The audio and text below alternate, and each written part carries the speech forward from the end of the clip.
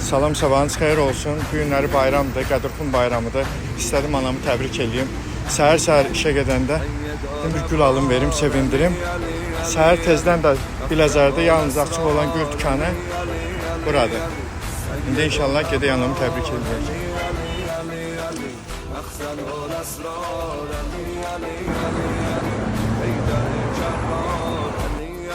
Bugün hele bir güzel bayramdır ki, hele bir gündür ki Peygamberimiz sallallahu aleyhi ve sellem Emir el-Mümin Ali İbni Ebi Talib'in elinden tutup minlərlə insanın karşısında deyir ki, mən kimin mövlasıyamsa Ali de onun mövlasıdır.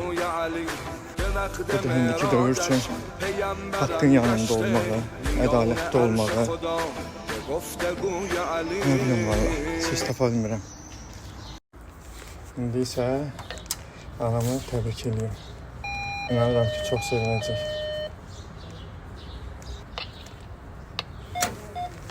Ya Allah.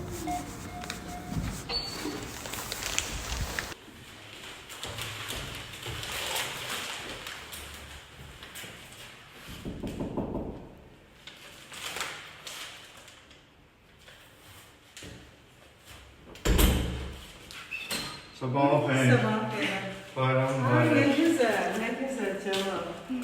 Allah razı olsun bana. Allah bayramı mübarek etsin. Bayram Allah inşallah. imanımızı kamil etsin. Amin. Esas olur. Düzdür, bu gün sənin yanında da yersizdir. Canım. Ama bayramda istedim təbrik edeyim. Çok sağ ol. Oldu. Kurban olun. Mən Allah da başlayım, sana işə unutmasın. tələsirəm. Gel. Görüşelim. Allah'ım Sağ ol. Ağam evvel fezl Abbas emanet olasın. Duaların əşki olmasın. Amin. Çok sağ Sağ ol. ol.